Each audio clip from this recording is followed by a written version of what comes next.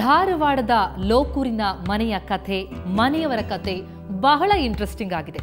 ಈ ಅವಿಭಕ್ತ ಕುಟುಂಬ ತನ್ನ ಒಗ್ಗಟ್ಟಿನಿಂದಲೇ ಜನಜನಿತವಾಗಿರುವಂಥದ್ದು. ಇಂತಹ ಮನೆಗೆ ಎಂತೆಂತಹ ಗಣ್ಯರು ಬಂದು ಹೋಗಿದ್ದಾರೆ ಗೊತ್ತಾ?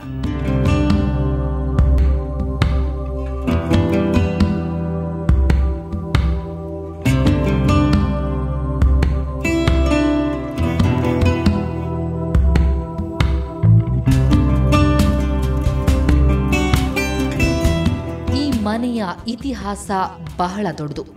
ಮನೆಯು ಹಳತಾದ ಮೇಲೆ 1975ರಲ್ಲಿ ಇದರ ಜೀರ್ಣೋದ್ಧಾರವಾಗಿದೆಯಾದರೂ ಮನೆತನದ ಪದ್ಧತಿಯಲ್ಲಿ ಮಾತ್ರ ಯಾವುದೇ ಬದಲಾವಣೆಗಳಾಗಿಲ್ಲ.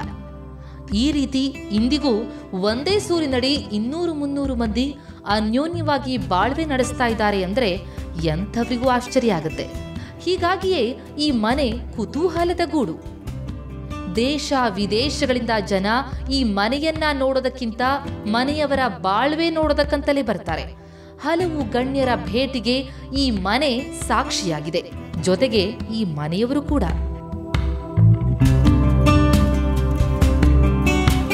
ಈಗ 13 ವರ್ಷದಿಂದ ನಾವು ಲಂಡನ್ BBC ಅವ್ರು ಬಂದು ಪ್ರಸಾರ ಏನು ಮಾಡಿದ್ರು, ರಾಜ್ಪಾಲ್ ರಮಾದೇವಿಯವರು ಆಗಿನ ಟೈಮ್ಗೆ ಅರುಣಾಚಲ್ ಪ್ರದೇಶದಾಗಿದ್ದರು. ಅವರು ರಾಯಬಾರಿ ಅವ್ರು ಅಲ್ಲಿ ನೋಡಿದಾರೆ. ಅದು ನೋಡಿದವ್ರನ್ನ ಅದು ವರ್ಷದಾಗ ಅಂದ್ರೆ ಬಂದ ಇಲ್ಲೇ ಧಾರವಾಡಕ್ಕೆ ಇದು ನಮ್ಮ ಕರ್ನಾಟಕ ರಾಜ್ಯಪಾಲರಾಗಿ ಬಂದರು. ಅವರು ಒಂದು ದಿವಸ ಬಂದಾಗ ಇಲ್ಲಿ ಮಾಹಿತಿ ಐತೆ ಇಲ್ಲಿ ನೋಡಕ್ಕೆ ಬಂದರು. ಅದೆಲ್ಲ ಹೆಂಗೆ ನಡಿತೈತಿ ಈಗ ವಿಚಿತ್ರ ಆಕೈತಿ ಜನಕ್ಕೆ. ನಮಗೇನು ಅನಿಸೋದಿಲ್ಲ. ಅದು ತಾಯಿದೊಂದು ಕೃಪಾದಿಂದ ನಮಗೆ ಭಾಳ ಚೆನ್ನಾಗೈತಿ. ಇನ್ನೇನು ನಮ್ಮ ಘರಾಣದ ಮಂದಿ ಯಾವತ್ತೂ ಶರೀರ ಸಂಪಾದನೆ ಮಾಡ್ಕೊಂಡು ಬಂದು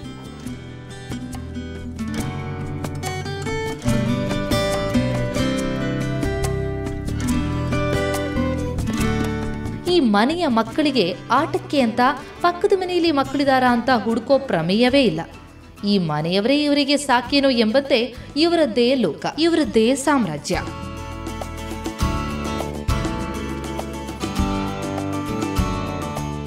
70-80 ಮಕ್ಕಳಿದ್ದಾರೆ ಈ ಮನೆಯಲ್ಲಿ. ಅವರೆಲ್ಲರ ಭವಿಷ್ಯ ರೂಪಿಸಬೇಕಾದ ಜವಾಬ್ದಾರಿ ಮನೆಯವರದ್ದು. ಓದಿ ಕಡಿದು ಕಟ್ಟೆ ಹಾಕೋದು ಏನಿದೆ ಅಂತ ಹಳೆಯ ಸಂಪ್ರದಾಯಕ್ಕೆ ನೆಚ್ಚಿಕೊಂಡ ಕುಟುಂಬ ಅಲ್ಲ ಇದು. ಪದ್ಧತಿಗಳು ಹಳತಾದ್ರೂ ವಿಚಾರದಲ್ಲಿ ಹೊಸತನ ಇರುವ ಈ ಮನೆ ಮಂದಿ ಮಕ್ಕಳ ಶಿಕ್ಷಣಕ್ಕೆ ಒತ್ತು ಕೊಟ್ಟಿದ್ದಾರೆ. ಧಾರವಾಡಕ್ಕೊಂದು ಮನೆ ವಿದ್ಯಾಭ್ಯಾಸ ಮನೆನ ಕಟ್ಟಿ ಅಲ್ಲಿ ಯಾವತ್ತು 25-30-35 ಹುಡುಗರು ಓದ್ತಿರ್ತಾವೆ. ಇಬ್ಬರು ಮನೆ ಹೆಣ್ಮಕ್ಳಲ್ಲಿ ಅಡುಗೆ ಮಾಡೋರು ಇರ್ತಾರೆ.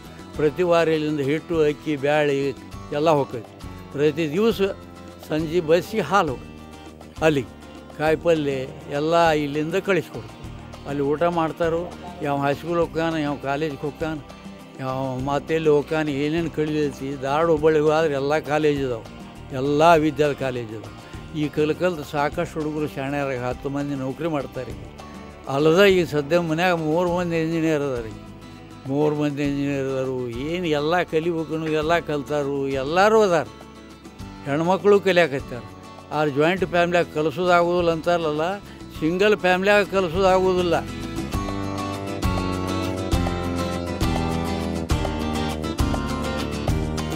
ಹೀಗೆ ಈ ಮನೆ ಎಲ್ಲ ರೀತಿಯಿಂದಲೂ ಮಾದರಿ.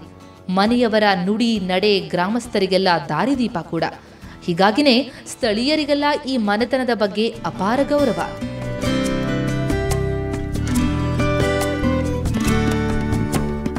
ಈ ಕುಟುಂಬ ಬಗ್ಗೆ ನಾವು ಕೇಳಿದಾಗೂ ಸಹಿತ ಭಾಳ ಹೆಮ್ಮೆ ಅನ್ನಿಸ್ತದೆ. ವರ್ಷಕ್ಕೆ ಸುಮಾರು 20-25 ಜೋಡಿ ಮದುವೆ ಆದರೂ ಕೂಡ ಅವರು ಈ ಮನೆತನಕ್ಕೆ ಬಂದು ಒಂದು ಒಳ್ಳೆಯ ಪರಿಸರದೊಳಗೆ ಹೊಂದ್ಕೊಂಡು ಹೋಗ್ತಾ ಇದ್ದಾರೆ. ಮತ್ತು ಇದನ್ನು ನೋಡಿದರೆ ಲೋಕೂರ್ ದ್ಯಾಮನ ಆಶೀರ್ವಾದ ಕೂಡ ಈ ಮನೆಯೊಳಗೆ ಐತೆ ಅಂತ ಹೇಳಕ್ಕೆ ಇಷ್ಟಪಡ್ತೀನಿ.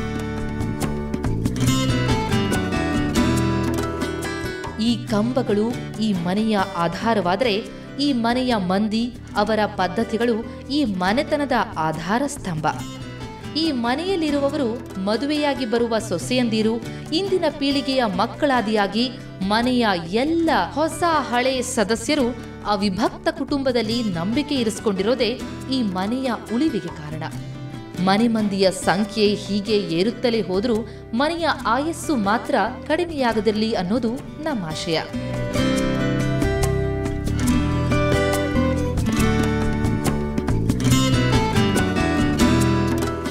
ನಿಜಕ್ಕೂ ಈ ಮನೆಯಲ್ಲ, ಈ ಮನೆಯವರೇ ಕಥೆ ಹೇಳ್ತಾರೆ. ಈ ಮನೆಯವರೇ ಹೇಳುವಂತೆ ದ್ಯಾಮವ್ವನ ಆಶೀರ್ವಾದದಿಂದಲೋ ಅಥವಾ ಈ ಮನೆಯವರೆಲ್ಲರ ಒಮ್ಮತದ ಆಶಯದಿಂದಲೋ ಈ ಮನೆಯಲ್ಲಿ ಇವತ್ತಿಗೂ ಒಂದೇ ಸೂರಿನಲ್ಲಿ ಇಷ್ಟು ದೊಡ್ಡ ಕುಟುಂಬ, ಅವಿಭಕ್ತ ಕುಟುಂಬ ಸಾಮರಸ್ಯದಿಂದ ಬಾಳ್ವೆಯನ್ನು ನಡೆಸ್ತಾ ಇದೆ. ಇದೇ ರೀತಿ ಧಾರವಾಡದ ಪೇಡ ಥರ ಸಿಹಿ ಸಿಹಿಯಾಗಿ ಇವರ ಬಾಳ್ವೆ ಇರಲಿ ಅನ್ನುವ ಆಶಯದೊಂದಿಗೆ ಈ ವಾರ ಈ ಮನೆಯ ಕಥೆ ಪುರಾಣಕ್ಕೆ ಫುಲ್ ಸ್ಟಾಪ್ ಹಾಕ್ತಾ ಇದ್ದೀನಿ. ಮತ್ತೆ ಮುಂದಿನ ದಿನಗಳಲ್ಲಿ ಪ್ರತಿ ಭಾನುವಾರ ಇದೇ ಸಮಯಕ್ಕೆ ಹೊಸ ಪ್ರಯತ್ನ, ಹೊಸ ವಿಷಯದೊಂದಿಗೆ ನಿಮ್ಮ ಮುಂದೆ ಹಾಜರಾಗ್ತೀನಿ. ಅಲ್ಲಿಯವರೆಗೂ ಕಾಯ್ತಾ ಇರಿ, ಹಾಗೇನೇ ನೋಡ್ತಾ ಇರಿ ಸುವರ್ಣ ನ್ಯೂಸ್.